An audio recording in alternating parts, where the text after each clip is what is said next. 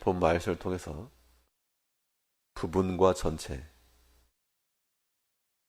이 부분과 전체란 제목으로 하나님의 말씀을 증거하겠습니다. 고사리 잎을 한번 생각해 보시면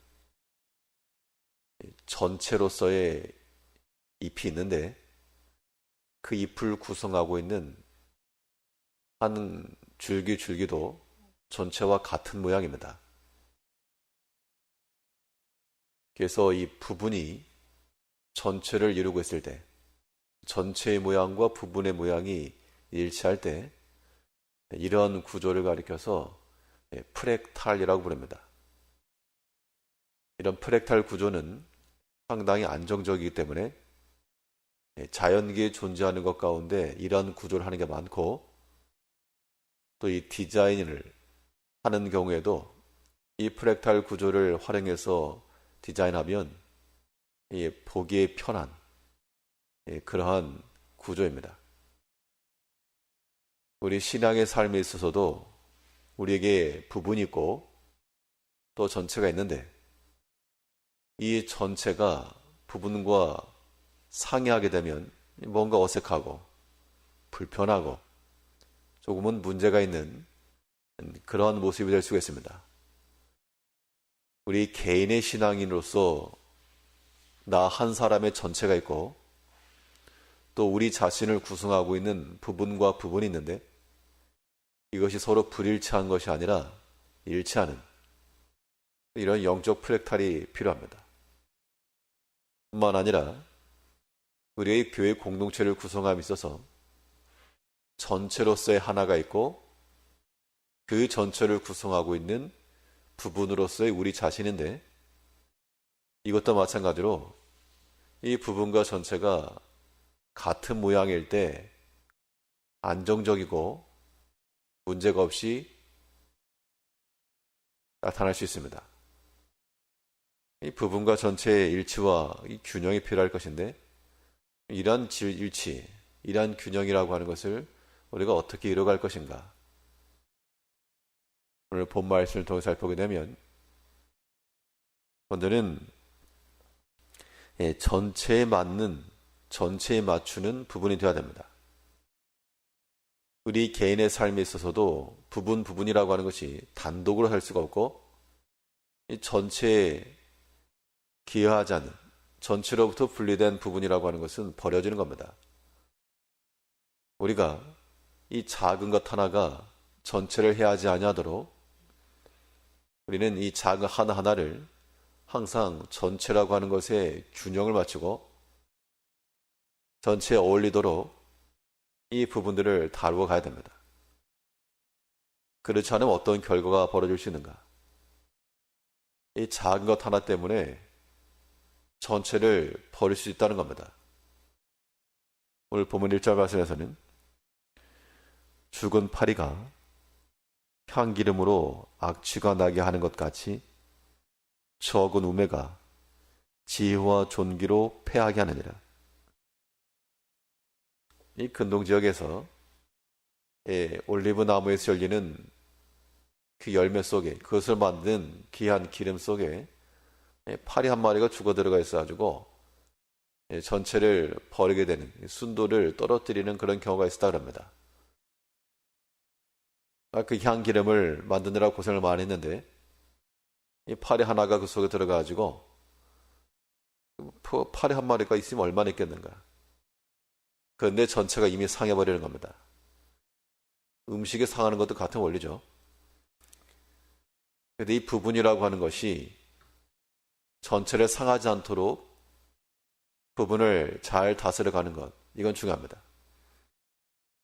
근데 여기서 한 가지 우리가 오해하지 않을 것은, 이 죽은 파리가 향기름을 전체 망친다, 이거 없애야 되겠다, 이것을 사람에게 적용시키는 것은 주의해야 됩니다. 이 적은 우매라고 하는 것이 우리 개개인에게 적용될 때는 아무 문제가 없는데, 우리가 사람에게 적용하려고 그러면 저 사람이 죽은 파리와도 같다, 저 아무개 때문에 지금 이렇게 되었다, 설령 그럴지라도 우리가 그러한 판단은 조심해야 됩니다. 부분이라고 하는 것은 반드시 전체에 맞춰야 됩니다. 그래서 우리 한 사람 한 사람이 전체를 이루어갈 때는 당연히 자기의 생각이 있고 뜻이 있고 의지가 있어도 이 전체라고 하는 것을 고려하지 않을 수 없습니다. 그러므로 우리 개인의 삶에 있어서도 우리 개인의 시간들, 여러 가지 장소들, 여러 가지 크고 작은 일들, 이것이 커다란 하나님의 백성으로서의 삶에서 불일치하지 않고 고사리 모양과도 같이 이 큰 전체가, 우리 믿음의 삶 전체가 우리 부분과도 일치가 되어야 됩니다. 또 우리 믿음의 공동체 내에서도 우리 한 사람 한 사람이 전체와 어울리고 또한 전체에 맞춰갈 줄 아는 그런 모습을 가져야 마땅합니다. 그렇지 않으면 전체에 포함되지 않는 부분이라고 하는 것은 잘려나간 나무요, 오늘 본문에 있는 것처럼 향기름을 해롭게 하는 죽은 파래와 같다. 우리가 그러한 평가를 받을 이유가 조금도 없습니다. 이 부분이라고 하는 것은 전체에 맞추는 부분이 되어 마땅하고, 또 한편으로 전체는 이 부분을 품어줘야 됩니다. 부분을 품는 전체가 될 때 전체적인 강건함이 이루어지는 겁니다.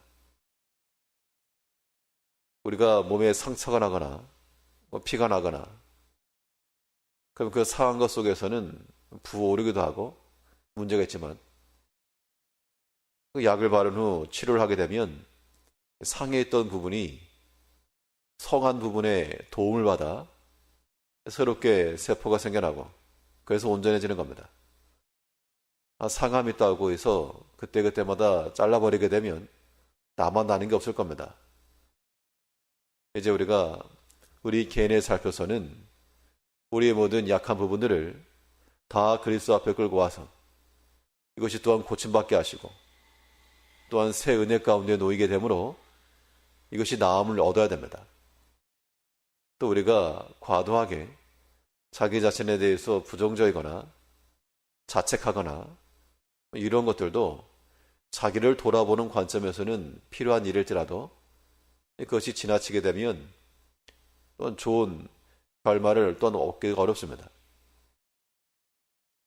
바울은 자기 약한 것이라도 자랑한다 그랬습니다.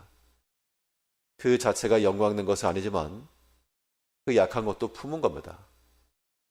자기 자신이 약한 것을 본인이 뻔히 알고 있었는데 그것 때문에 나는 안 돼, 못해, 비관만 한 게 아니고 그리스도 안에서 하나님의 사랑과 능력과 그 권능 아래서 도리어 하나님의 강한 것으로 자랑하고, 자기 약한 건데 자기 약한 것 때문에 하나님을 의지했으니까 그 모든 약한 것도 품은 겁니다. 그렇게 해서 전체에 이룬 것이죠. 우리 공동체로서의 하나도 마찬가지입니다. 우리 전체 교회가 한 사람 한 사람을 품고 있는 것인데, 사실 한 사람 한 사람이 우리 오늘 본문에 있는 것처럼 말하게 되면 전체에 어울리지 못하는 그런 죽은 파래와도 같다는 겁니다. 다른 사람이 아니라 우리 자신이요. 그러면 우리 자신이 만일 그런 부분일 때, 상한 부분일 때 우리가 기대하는 바는 나를 쳐내는 것이 아니라 전체가 좀 사랑을 베풀어가지고 품어주고 이해해주고 기다려주고 그걸 바라는 것이죠. 자기 자신에 대해서는 전체가 그렇게 해주길 바라는데 다른 사람에 대해서는 우리가 인내하지 못하는 겁니다. 용납하지 못하고 기다려주지 못하고 그냥 상한 거니까 잘라내고, 전체를 해롭게 하는 것에 대해서는 분명 그 부분을 전체에 맞춰가야 되는 것이 필요하지만, 그러나 사랑의 공동체인 교회에서는 그 부분을 품어줘야 됩니다. 한 사람의 상함이 있을 때 여러 사람 달라붙는 거죠. 성한 여러 사람이 달라붙어서 함께 위로하고 기도해주고 바른 말로 교훈해주고 다 사랑을 근반으로 하는 겁니다. 이 부분이니까 잘라내게 돼요. 그런 마음으로서가 아니라 나의 것을 들여서 나의 진액을 통하여 저 상처난 부분을 성하게 하고 또 새롭게 하겠다. 그런 살리는 마음을 가지고 나아가 품어줄 때 그때 전체에 유익한 부분이 된다는 겁니다.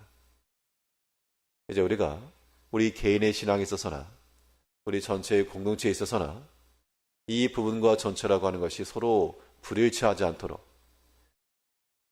부분은 전체를 맞추는 그런 마음을 가질 것이요. 또 전체는 부분을 품어주시고 약한 자를 또 품어주고 새롭게 되고 바른 길로 나아갈 때까지 인내주며 기다릴 수 있는 그런 사랑의 전체의 모습을 지녀야겠습니다.